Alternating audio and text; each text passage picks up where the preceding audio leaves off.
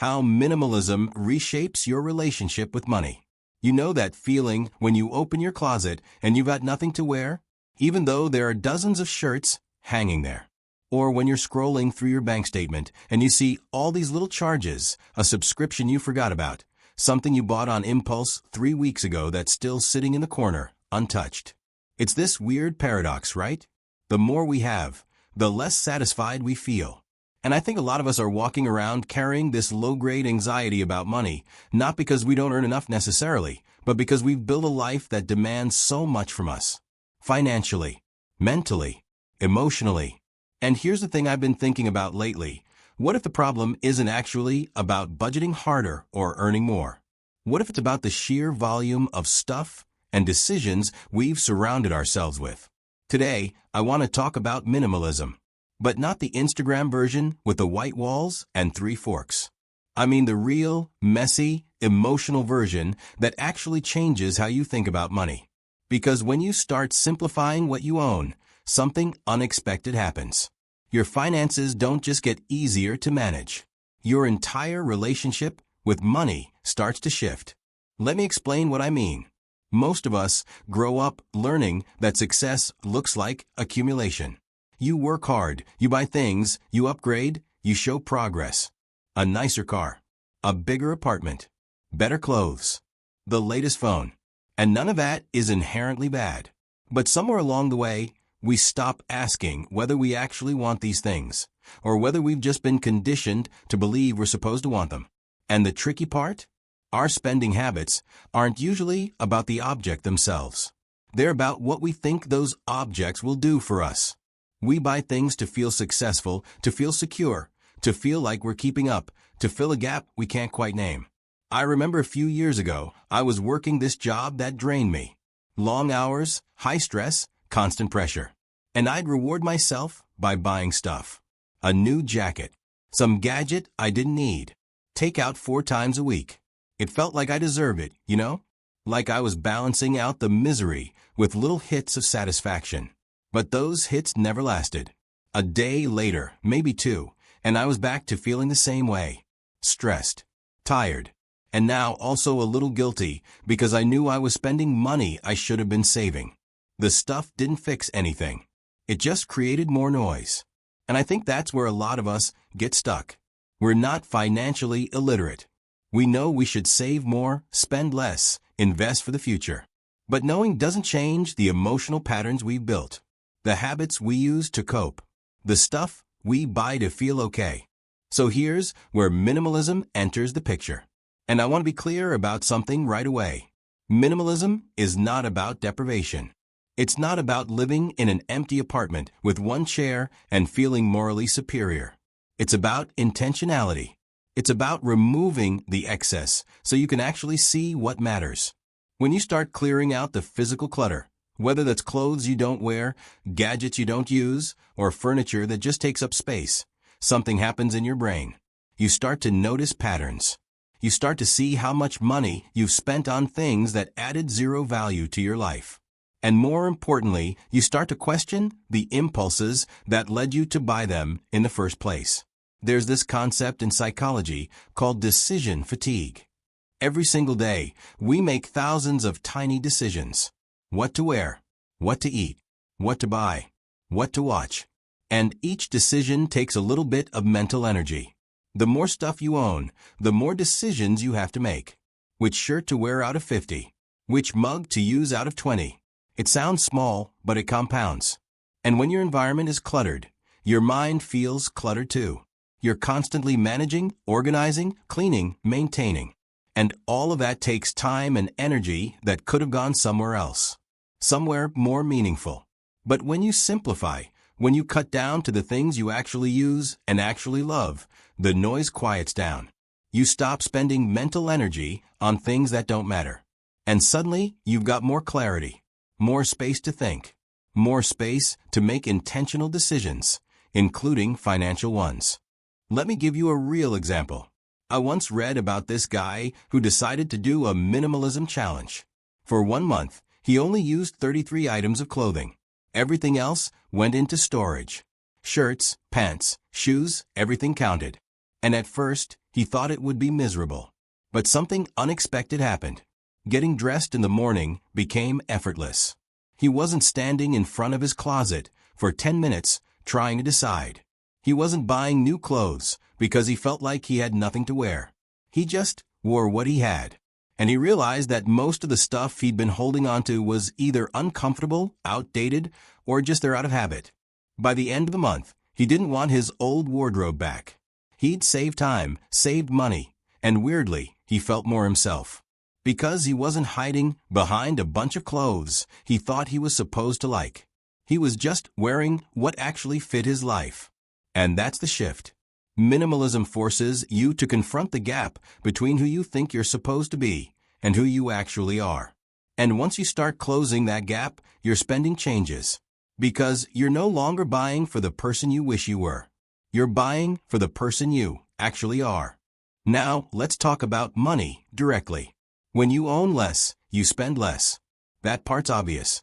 But it's not just about the one-time cost of the thing. It's about all the invisible costs that come with ownership. The maintenance, the storage, the mental load of keeping track of all. Think about it. Every possession you own costs you something beyond the purchase price. Clothes need to be washed, stored, maybe dry cleaned. Gadgets need to be charged, updated, eventually replaced. Furniture needs to be moved every time you switch apartments.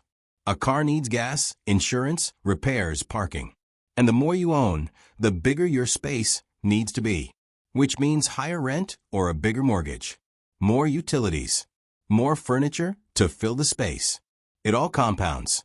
Minimalism breaks that cycle. When you own less, you need less space. You spend less on maintenance. You waste less time managing it all. And suddenly, your cost of living drops.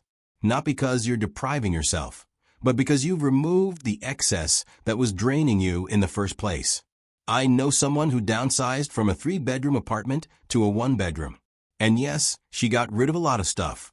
But her rent dropped by $800 a month. $800. That's almost $10,000 a year. Money that was previously going toward housing stuff she didn't even use. Now it's going toward savings, travel, experiences that actually matter to her. And here's the part that really changed things for her. She stopped feeling financially anxious all the time.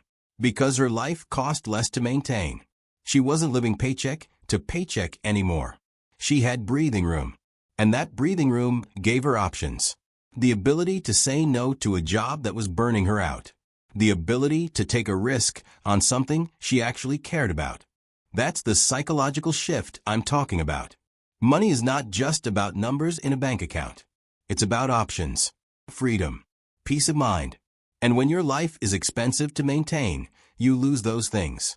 You become trapped in a cycle of earning just to sustain a lifestyle that might not even be making you happy. But when you simplify, when you lower the cost of your life, you buy yourself freedom.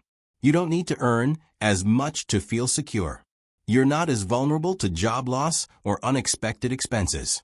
You can take more risks, make more intentional choices, live more aligned with what you actually value. And I think that's what people miss when they think minimalism is just about decluttering. It's not about the stuff. It's about what the stuff represents. It's about breaking free from the idea that more is always better. That success means accumulation. That you need to keep upgrading, keep buying, keep filling your life with things to prove you're doing okay. So what does this actually look like in practice?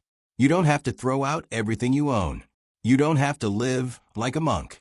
You just start asking better questions. Before you buy something, you ask, do I actually need this?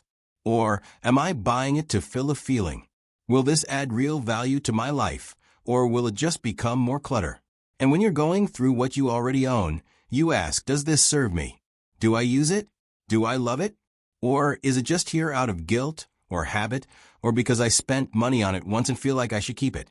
It's uncomfortable at first, because you have to confront the waste. The money you spent on things that didn't matter. The emotional reasons you bought them. But once you push through that discomfort, it gets easier. You start to see your spending patterns more clearly. You start to notice what actually brings you joy and what's just noise. And over time, your defaults change. You stop impulse buying because you've trained yourself to pause and ask whether you really want it. You stop upgrading things that don't need upgrading.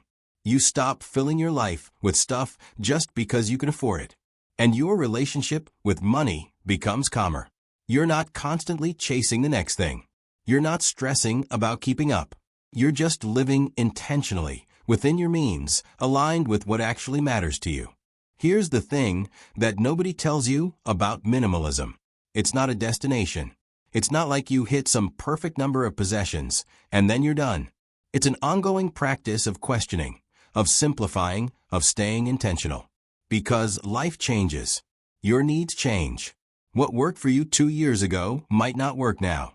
But the skill you develop, the ability to separate what matters from what doesn't, that stays with you. And it doesn't just apply to stuff.